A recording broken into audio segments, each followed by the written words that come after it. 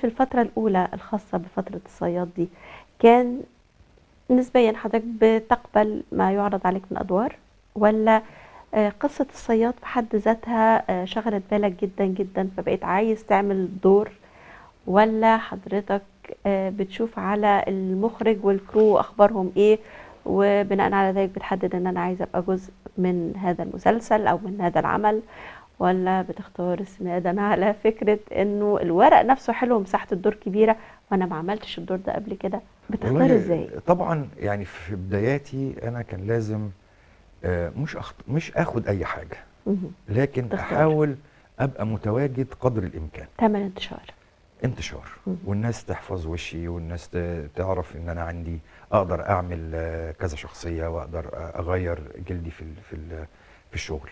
لأ ودي حاجة حضرتك بتعملها بشكل يعني رائع، يعني حضرتك نشوفك في مسلسل نحبك جدًا، نشوفك في المسلسل اللي وراه نكرهك جدًا، طب وبعدين؟ فعشان كده يعني. والله دي إمم، يعني دي حاجة تسعدني، لإن أنا يعني الله يرحمه الناقد مجدي طيب، اهم، لقيته كان كاتب عليّا مقال كبير يعني بعد مسلسل الصياد، إمم، بيقول أنا الراجل ده لمّا اتفرجت على مسلسل الصياد أنا ما بقيتش طايقه إمم، وكارهه جدًا، بس مين ده؟ ما حدش يعرفني، إمم، فقعد يدوّر قالوا له ده اسمه إسماعيل شرف، فكاتب بقى إن أنا يعني كنت متمكن من الدور فإن هو قال إن أنا مش طايقه وكرهته في المسلسل ده بالنسبة لي قمة النجاح. لكن يعني يمكن في نقطة كده أنا باقولها يعني هي خطأ صغير في اختيار الممثل لدور، يعني أنا نجحت في دور الضابط في مسلسل الصياد، أيوه، فجالي بعديها دور ضابط في مسلسل ظرف أسود، اهم. وبعدين جالي دور ضابط في مسلسل مش عارف إيه، فبعديها قُلت لأ. هل ده نوع من أنواع الاستسهال من الجهات الإنتاجية إنه فلان نجح في الدور الفلاني فنحصره في طبعًا، هذا الدور؟ طبعًا.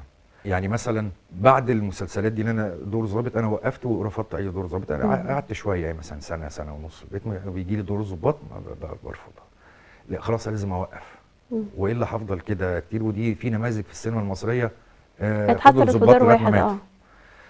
فجه الأستاذ أحمد خالد موسى طلبني في دور بلطجي، إمم، فالحقيقة وده عرفته بعد ما خلصنا تصوير من الكرو الإنتاج والإخراج إن هم كانوا كلهم معترضين على الأستاذ أحمد خالد موسى، أنت إمم. جايب إسماعيل شرف اللي بيعمل دور الضابط الباشا والضابط اللي مش عارف إيه والراجل اللي إمم، بالسيجار يعمل البلطجي مش هينفع. فده كان مسلسل البداية مع الأستاذ طارق لطفي إمم، لما عملت حمو البلطجي. فبعد ما خلصنا يعني الناس جم يعني واحد مننا قال لي احنا اسفين جدا احنا كنا معترضين عليك. فلازم تدي إمم، يعني لازم تدي المساحة للممثل، ولازم تدي له الوقت اللي انت تشرح له فيه الشخصية إمم، والادوات اللي هيستخدمها في اداء الشخصية وهكذا. طبعا انا يعني بناشد بتوع الانتاج والاساتذة الاخراج كل حاجة، بالعكس انت لما تجيب حد محطوط في دور او بشكل معين وتاخده تغيره تماما وتعمله بيه دور، ده نجاح ليك انت قبل ما يكون نجاح ليا.